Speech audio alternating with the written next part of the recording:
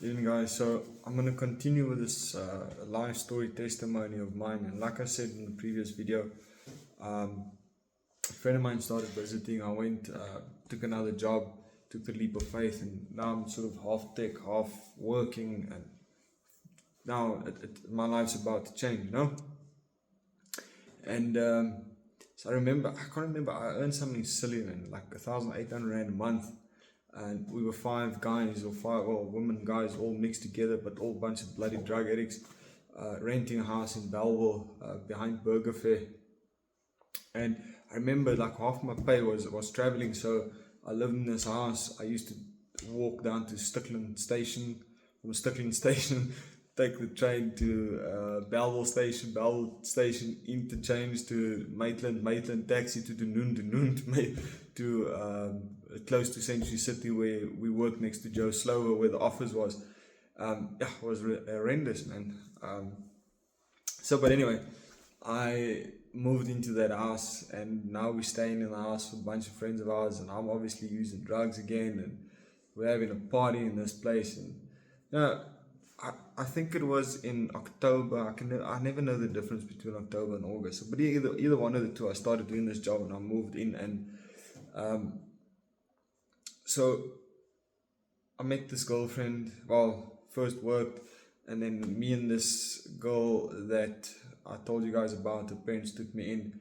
We sort of, I can't remember how it happened. We rekindled one night. I took one of my friend's cars. I didn't have a license.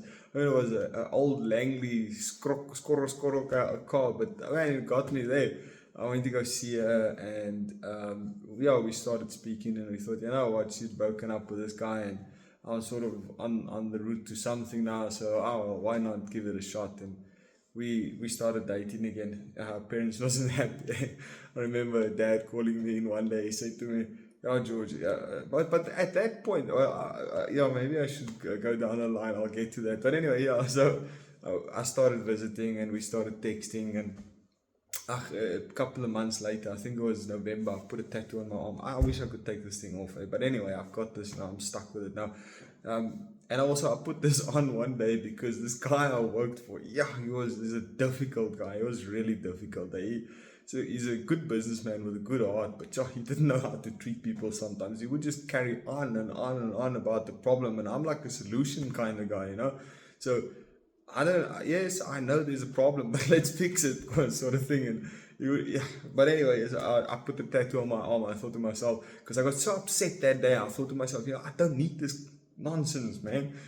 I'm gonna go back to my old roots, back to the streets. I don't need this anymore. But anyway, so I put the tattoo on, and let me continue. So I was living in this house, and I remember one day I found this girl now, and I'm starting to do okay at work. I'm starting to get the hang of this, and I'm 6 months in. I'm starting to run my own little sites. You didn't know that.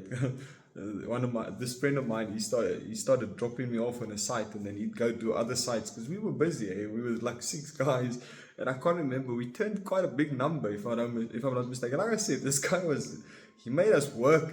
You were worth every penny. Let me tell you that. And but anyway, so just one day, I don't know why. One day I said, I'm done with the drugs. I remember on my 21st. You're going to watch this video, I worked for you, we're going to talk about this the next time I see you. Christo, my friend, it was my 21st. I mean, I was on my own, I didn't have this girlfriend yet, so I was like, just whatever, man. So that night, I was smashed. Like, anything you could use, I was on it. And the next morning, I had to go to work, and he comes to me at 6 in the morning, he's like, what have you done? Look at you, you can't go to work. And I'm like, I don't know, I'm smashed, I'm like broken.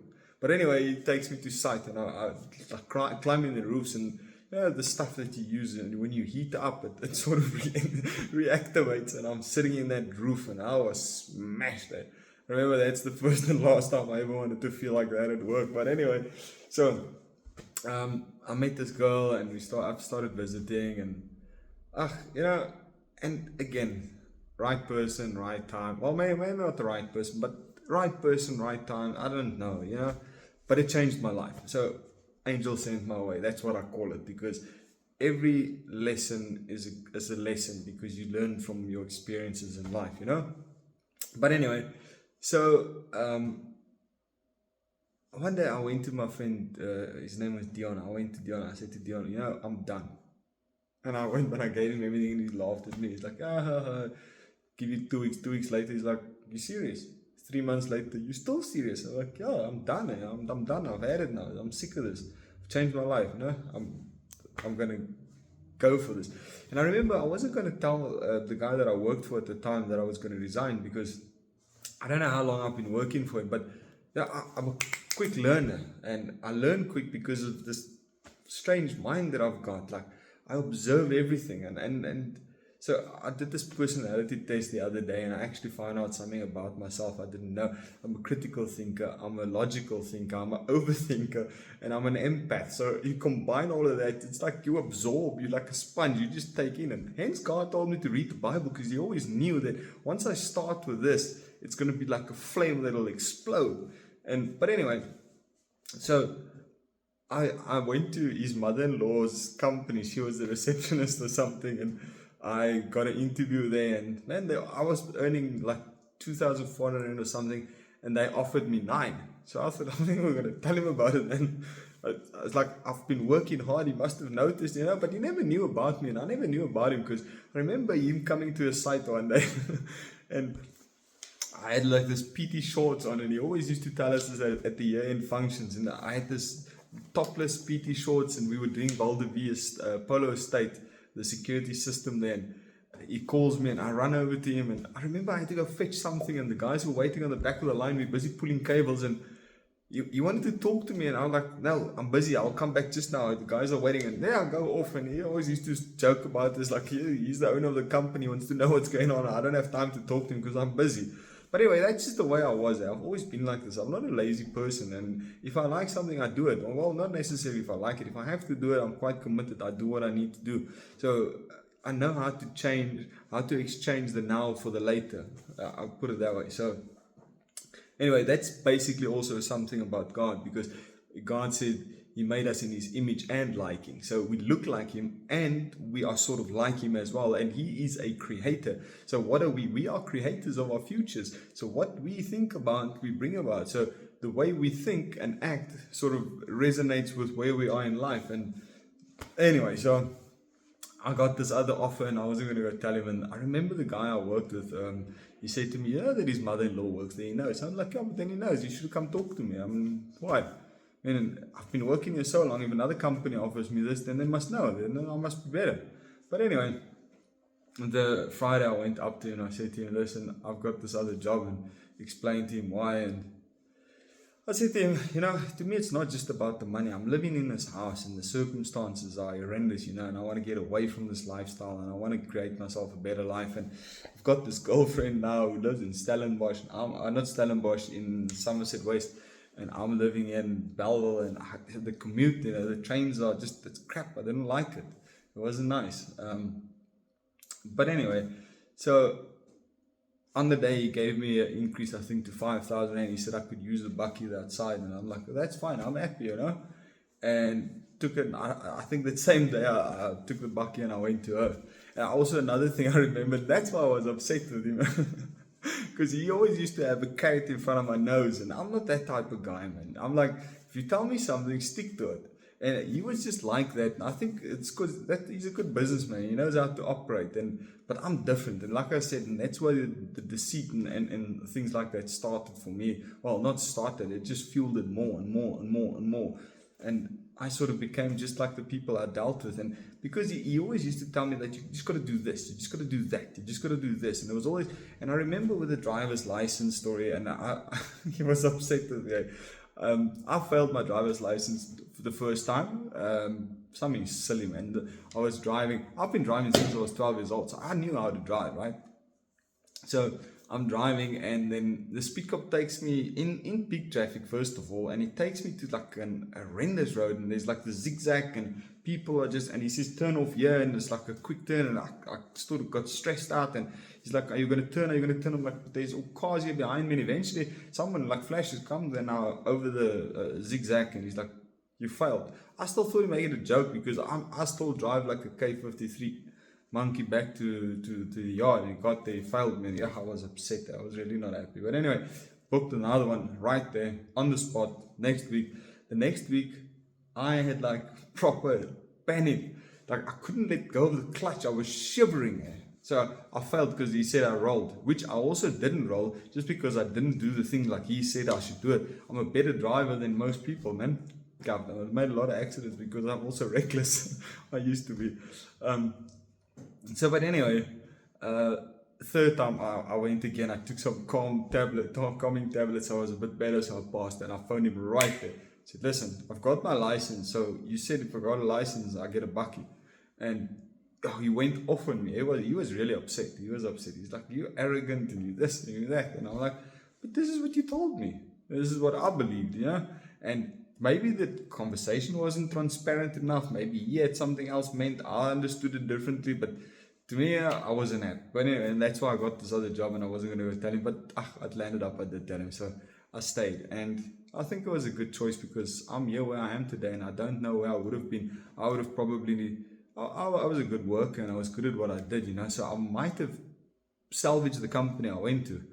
I don't know. I can't say. And I mean, it's unfortunately one of those things. Everything in life is left or right. You either go here, you go there. You can never go the other way. So once you've made the decision, it's set in stone. It's like the wave function collapses and it's gone, which I'm going to explain to you guys on how God's mind works and how it is and how science can prove that there honestly must be a God. But anyway... So got the bucky, got everything. I'm a little bit happier. I moved to Panorama, little granny flat, and believe it or not, that's probably the place I stayed with the least stress in my life. And now I want to go into, now I'm sort of at this stage. I've got a little bit of money. I started drinking a lot, like over weekend, smacked up Friday, smacked up Saturday, smacked up, not Sundays, I'm lying. But drinking, like extreme drinking. And when I drank, I got super aggressive. Not aggressive, I was just a little bit less tolerant to people upsetting me. And I remember the one day, and I'm not proud of this, but this is how I went completely off the rails. In actual fact, let me start with this. The one day, I take a taxi and the taxi's in the wrong lane. And he's supposed to go through the Dunoon area and drop me off. No, he's supposed to go through the Dunoon into Maitland to drop me closer to my office, and then I walk another kilometer or two. I can't remember. It was quite a walk, and I had a big tool bag. And anyway, so I'm the last guy in the taxi, and I'm a white little skinny boy. Well, I was strong, but I was always like 75 kgs at 1.7. So he didn't want to take me to the office or the way I should, because taxi is empty and he can turn around and make a quick duck, and I just refused there. And this is typically, like I said, I was stubborn. We're in the middle of, I think not the noon, Joslova or somewhere in between their location area, and he's like turning, and I jump over and I turn him back into the road, and I'm saying, you're going to go straight here, brother. Eventually he jumps out the taxi, he storms me, and I thought he was going to hit me inside the taxi, so I jumped out. And I had my tool bag, and I'm scared that he drives off with my tool bag, so I put my tool bag down. But eventually I ran and I grabbed him and I ran him up to his own taxi. I smashed his whole side of the taxi in, and soon there were 2, 3, 4, 5, and someone just grabbed me into a car. He said, listen, you're nuts, bro. In the car, and there they go. Dropped me at the office, and they said, listen, there's something wrong with you. You can't do this thing. You're gonna die. Again, probably angel, I don't know. I call them angels because there are times in my life I should have seriously wrecked myself. Like that day is, but that's just how I was. I was reckless, Anyway, and I had a lot of rage. I was enraged. Super. I got upset quick. Anyway, so now we're working in town, and one of the guys I worked with, his house got broken into, and his brother's in the closet. He's phoning from the closet saying there's people in the house. There was a colored guy who was in Silver Sands, and anyway, we rushed through, get there, get some of the stuff back, find 1 or 2 of the schoolies that broke in. And that night now he's sitting at his fiance's dad's house, and we're all drinking. And my friend and his wife, they with. And the whole night they say, no, tonight, George. And he knows me, and he knows I go completely off the rails, or I used to go completely off the rails. Eventually, him and his wife said, listen, are we going to go? This guy is drunk. You guys have flamed him. It's not going to turn out well. And I don't want to lie to you. That night, we probably kicked 10, 20 gangster doors in. We beat them to a pulp in their own houses. I mean, at some point, I had a guy's key in my hand because that's the culprit I was looking for. And I didn't want him to leave because I knew he was the culprit there. And it's a gangster, this guy. And I remember I wanted to go in the house, and one of them shoved the door in my face, and I smashed it with my head, and I burst my head open. It's just blood everywhere. I walk in the house, I take one of their towels, I go wash my face, and it's literally like blood everywhere. And now I'm really upset. And that's the thing about me. Like when you draw blood, or when someone hit me, it's like I just go off my rockers completely. And I'm not proud of this, man. But anyway, so I'm standing outside the door, and this guy, I don't know what he did, and I start headbutting him. Like the fat peeled from the sides of his face. That's how upset I used to get when I got upset there. And that's what my friend warned him about. He said, and then the next morning we go back to his house now, and we got all the goods there. We gathered literally everything that got stolen that night. We get there, like half the community standing at his dad's house. They were furious, cops and everybody. I actually had the guy's key. I phoned the police. I said to the police, listen, you better come here tonight because you're not going to lock them up. You're going to lock me up because I'm going to kill these guys. That's how I was enraged, man. Anyway, so his dad was upset. But anyway, we got all the stuff back, and and that's the one time, eh? The other time is they're close to where I stayed, but this is, I mean, it happened so much. I'm not going to go into too much detail about this because I'm not proud of this. I just want to tell you how super, super nuts I went when it happened there. And it happened often, like probably once a week at least. So we're in a pub, and there's a little altercation, and one of my friends spilled alcohol, and they make a joke. I said, look, what did he say to him? He's like, oh no, don't spill it, drink it. Which I think is a joke. I thought it was funny. But anyway, the guy gets upset a little bit, tossing and shoving, and I get in between, and they say, no, nothing's wrong, because obviously everybody knows me. It's like Mr. Mental is in the house now. And it turned out bad. So eventually, between the bouncers and the guy, he pulled a zap or something. Like he teased me, the bouncers were there. I jumped over the bouncers and I punched him, and as like a glass shattered on the floor, and there's a piece shot into my foot again. Now I'm drawing blood. Mental. I sat in the outside. I said, this guy has to come out. Now I had my friends there, his girlfriend's there, some other friend, another friend, like we 4 or 5 people, and I refused it. I'm not gonna go home because this guy has to come out this pub tonight. Because that's how stubborn I was there. That's self, like me, the I in idolatry. Because I have been done wrong now. Instead of just climbing my car and going home. So I stood outside, and I waited for him. I sat on my bucky's bonnet there, and this guy comes out. I run up to him. I smash him with the head. My friend said it sounded like the pub window burst with the impact. And I grabbed him, and I throw him down, and I'm on top of him, and I'm just gunning this guy. Eventually a guy came out with a gun. He held it against my head. He's like, I'm going to shoot this guy. And then this friend of mine, he came, he took me, he said, stop. And eventually we went home. Another instance also, we literally, I closed the pub completely. It never opened. The pub's name is Piccadilly's. It was in Paarl. You can Google this. I don't know if it's in the newspapers or what, but I remember the guy phoned me. I phoned him the next day because I knew one of the bouncers there.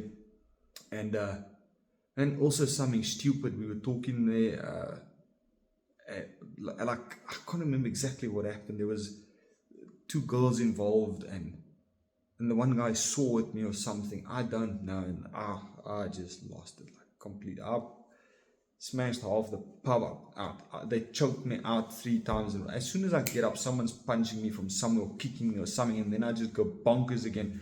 And I mean, that guy the next day, he said, oh, well, you better be sorry because you literally closed my pub now for life. So if you ever watch this video, I'm honestly sorry. I was enraged, and I didn't like people pushing, shoving, swearing. I didn't like people to push my buttons, and I couldn't restrain myself because I lived in the world and I was a ruthless guy. and I really apologize for that. But it happened there. So, but that's the sort of thing, man. I could not control my anger. And with alcohol, another thing, I honestly don't believe alcohol should be legal, because I've done some research on, and that's all I watch. I don't watch TV anymore at all, because TV is that thing's from the devil. They indoctor us with what they want us to see, and the Bible is very clear about this. It says, "This is the eye of the soul, and if the eye be darkened, how dark is that soul?" So basically, what they're saying is, what you're watching, guys, you need to be careful what you allow in here. I've now made a decision. My children are not watching TV at all anymore. No TV, no PlayStation, because the graphics and the horror and the stuff on the TV, I mean, it's horrendous. It's not good. So spend quality time with your children. Don't let them watch TV. TV is a no. It's not good unless, like me, you do research and that sort of thing. But anyway, so what I wanted to say about the alcohol thing is, the problem with alcohol is the statistics about alcohol is that if they banned it overnight, the crime rate goes down by 70% overnight, and it's the crime rate, and the murder rate would go down by 50%. So now my question is, look, I'm not saying any drug should be legal or illegal. It's not my place to say that all should be legal, in my opinion. But why is it legal? It's the worst drug in the world. Why is it legal? Anybody else? I don't want to mention the other stuff, but none of this stuff is as aggressive. Yet, it's the one thing that everybody buys and sells. Why? Because there's profit on it. That's all the world cares about, is how much money can we make out of you guys. So, but anyway, guys, I want to continue this tomorrow. I want to talk about this other girlfriend and the dad and sort of where we were. And yes, maybe I can, let me just continue now quickly and then we end this. So, I saw this girl, but also again, and it's deceit here and deceit there, and I lied and she lied, and we just all lied. And again, teens, and I honestly think that we should sustain from any sort of relationship until you're around about 30 years old, where I used to say this when I started realizing that it's actually true. After my 30s, I used to say, like, the time my balls were bigger than my brains, and I literally mean that, because I think a man, especially someone like me who comes from that sort of background, you have all this testosterone and like your brain is not functioning properly, man. It's not. And it was silly, man. It wasn't good. You just do harm to your soul and to other people's souls. But the thing I wanted to say about it, Dad, and he's gonna watch this video, and I mean, I gotta be truthful about this, because it bloody hurt me, man. They called me in and they said, she's a lawyer and she's going to be a lawyer soon, and you work for this company, you're a technician, and now you got the bucky now, and you've got this, and you look where you live and all this. And I mean, nobody is there to judge anybody. And that's what I wanted to get to tonight, actually, because once again, it just broke me to pieces. And like, here I am doing my utmost best. Yes, I'm still fighting, but I mean, I'm working really hard. I'm excelling in this job. I mean, I was probably the quickest exceller, and tomorrow or the next time I talk about my testimony, you'll see how quick I jumped the ladders, and that's just how I am. I'm an eager type of person, and that's why I think God showed me the word, because he knows that this is how it is. Like, I just keep going and going and going and going at this, and that's why I'm absorbing so quick, and I'm taking all this information in, and I want to share as much as possible. But anyway, so I mean, I didn't feel well about that, and then just it broke my character again, and it's like, and yeah, so and again, it's honestly good people. They honestly helped me on a better track in my life, and if it wasn't for them, I wouldn't be sitting here today the man I was or I am, and I'm only getting better. And but like I said, again, it didn't feel well. It didn't sit well with me for many years, and I've let go of all of that now. I've finally figured out who I am and where I belong and what I'm capable of. And again, nobody's worth judging anybody, and I think that's something that we all need to take in about today. Again, everybody that judged me about my fighting and my rage and my anger, and like nobody knew where I came from. Nobody ever took the time to sit down with me and say, listen, George, why are you so aggressive? Why do you get angry so quickly? And maybe try and explain to me that this is not, I think people did try and explain, but I don't think they took a day's time to figure out why, because I never knew why I was like that. I was like that because I was traumatized, because I was constantly in fight or flight. I remember my current wife, I don't know how long we're going to be, how long it's still going to be my current wife, but I remember the first time we showered together and she put her arm over me to grab the soap or something. I ducked and she was like, what are you doing? And I'm like, it's my reactions. And that's how the body works. And if you don't have God in your life to deal with that part of it, or if you don't see somebody and you don't deal with it, it consumes you over time. And I must say, from here, a couple of things again changed. And from here, I start, like you can see, so now I'm off the drugs, I'm off the streets, I'm stable, I've got a job, I've got a car, and it starts getting better. And all of a sudden, I have something to live for, and something to look forward to, and something I'm being positive now, and I'm actually being encouraging. I'm encouraging myself now. It's a pity that it came at the age of 21 years old or 22 years old. I can't remember how. I think it was 21, 22, up to 23. But anyway, guys, this video is very long now, so that's just another part of me and where I come from, what I've been through. I'm not proud of that part of my life, I'll be honest with you guys, but again, God's put me through all of that. He's helped me through it. I mean, I should have been locked up so many times. I have actually been locked up for fighting.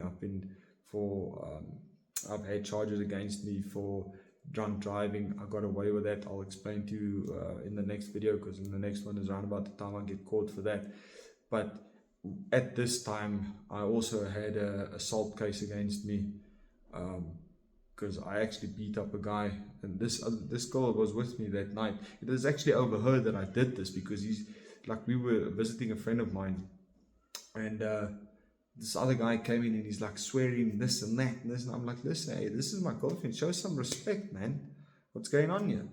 And then he wouldn't. Then he started getting at me, and then I just again lost it. And then he took me to court, but thank heavens, again, Angel, a friend of ours, he phoned and he spoke to him, and on my way to court, like God says, on your way to court, get your adversary to withdraw the case, because then it goes nowhere. And thank you, Lord, he withdrew the case. I never went to court. It disappeared. I don't have a record, and it's a blessing in disguise, because there's so many times I should have landed up with a record, and thank heaven I don't have one. But anyway, guys, this is a very long video, and we'll continue this on another time. Blessed evening to all.